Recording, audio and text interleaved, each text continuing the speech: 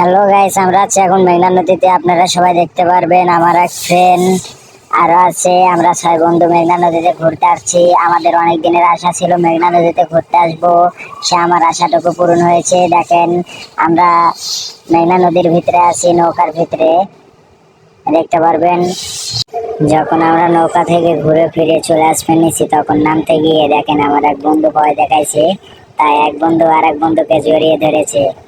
দেখেন কি ভয়টাই করছে না। তাই আপনারা সবাই ভিডিওটা শেষ পর্যন্ত দেখবেন।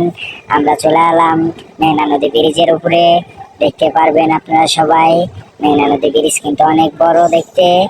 আমরা হাঁটতে হাঁটতে চলছি, মেঘনা নদী ব্রিজের ওপার যাব সেই কথা ভেবে রওনা দিয়েছি। আপনারা সাথে থাকবেন, আমাদের ভিডিওটা শেষ পর্যন্ত দেখবেন, তাহলে ভিডিওটার কিছু দেখতে পারবেন। আর যারা আপনারা মেঘনা নদীতে ঘুরতে আসছিলেন, তারা অবশ্যই আমাদের কমেন্ট বক্সে জানিয়ে দিবেন আপনাদের কাছে মেঘনা নদীটা কেমন লাগছিল। আমার কাছে তো অনেক সুন্দর লাগছিল।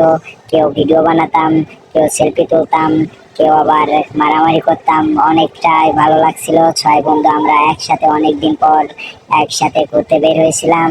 আমাদের অনেক দিনের আশা ছিল, অনেক দিনের স্বপ্ন ছিল মেঘনা নদীতে ঘুরতে আসবো। আজ সেই স্বপ্নটুকু পূরণ করেছি। মেঘনা নদীতে ঘুরতে এসে কেউ কেউ মারামারি করছিলাম, কেউ আবার পারামারি করছে। অনেক গাড়ি যাচ্ছিল, গাড়িকে দাঁড় করিয়ে ফানি ভিডিও বানাতাম।